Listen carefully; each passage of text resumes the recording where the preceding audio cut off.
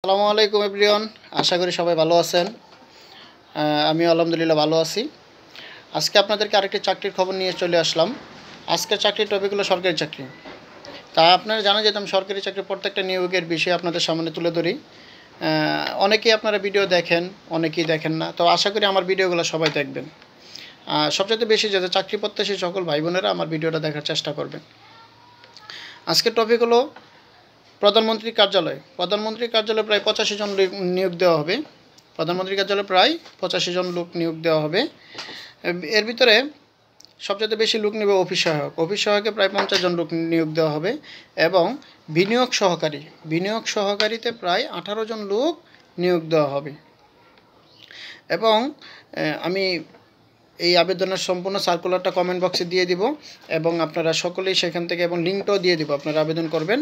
আর যে কোনো সমস্যায় আমাকে ইনফর্ম করবেন এবং আপনারা ভিডিওটা দেখবেন। আর সরকারি চাকরি করতে গেলে মূল হলো আপনার পড়াশোনা করতে হবে। অনেকেই অনেক টপিক নিয়ে কথা বলে, সেগুলো না, আপনারা সবাই মনোযোগ দিয়ে পড়াশোনা করলে অবশ্যই চাকরিতে জয়েন করতে পারবেন আশা করি। কিন্তু আগে পড়াশোনা করতে হবে। তো সকলেই আবেদন করবেন এবং এই বিষয়টা মাথায় রেখে যাতে পড়াশোনা করতে হবে এবং এগিয়ে যাওয়ার জন্য আমাদের পড়াশোনা ছাড়া কোনো বিকল্প নাই। তো সকলেই আবেদন করবেন এবং আবেদনের লিঙ্ক আমি দিয়ে দিচ্ছি, আপনারা সকলে সেখান থেকে আবেদন এবং আমার ভিডিওটা দেখবেন এবং শেয়ার করবেন, লাইক কমেন্ট শেয়ার করবেন এবং আপনি দেখবেন অন্যকে দেখার জন্য সুযোগ করে দিবেন। আসসালামু আলাইকুম।